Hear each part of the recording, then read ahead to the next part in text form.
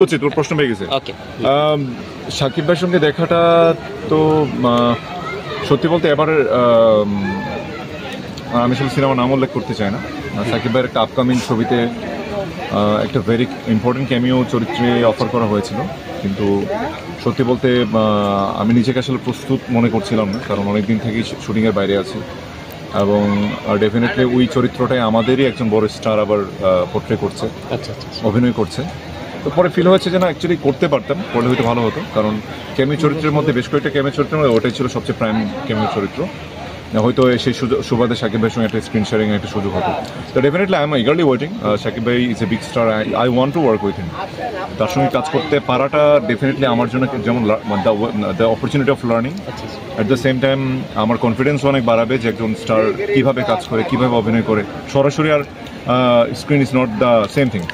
So সেইভাবে তো সাকিব ভাইয়ের সাথে মেশা হয়নি, তবে হয়তো একটা it would be a very good scope, কিন্তু আমি সেটা মিস করেছি। ইনশাল্লাহ কোনো না কোনো সময় হয়ে যাবে।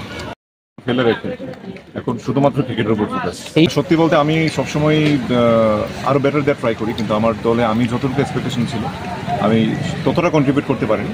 তবে বাট আমি যতটুকু দিয়েছি, আমার my team is happy on me, আর আমার টিম আমার প্রতি অনেক ডিপেন্ড করে, আমার প্রতি অনেক ভরসা করে। So I try to make happy because this team is not actually a team. This team is my passion. This team is my heart. So আমি চেষ্টা করছি আসলে জয়ের জন্য, আজকের খেলাটা বিভিন্ন জয়ের জন্য খেলবো, যেন ফাইনালে জিততে পারি। আসলে এই মুহূর্তে একেবারে মাথায় শুধু ক্রিকেট চিন্তা ঘুরছে, সিনেমা নিয়ে মানে ভাবতেও আসলে খুব ডিফিকাল্ট লাগছে, কেন জানি, কারণ এখন শুধু একটাই চিন্তা যে ম্যাচটা জিততে হবে।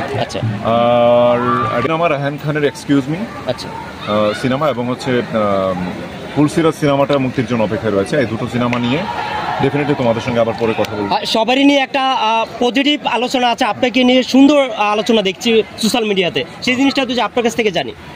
কি আলোচনা দেখেছো? আপনার অনেকেরই বেলা দেখি আমরা আলোচনা বাজারে অনেকভাবে ফ্যামিলি স্ট্যাটাস থেকে শুরু করে অনেকেই দেখি, কিন্তু আপনার বেলা দেখেছি আমরা পজিটিভ রিভিউ সবগুলোই পাচ্ছি। সেই জিনিসটা যদি আপনার কাছ থেকে প্রশ্ন কি বলবেন? I am very positive person from my inner side, আর আমার ভিতরে নেগেটিভিটি কিছু নাই।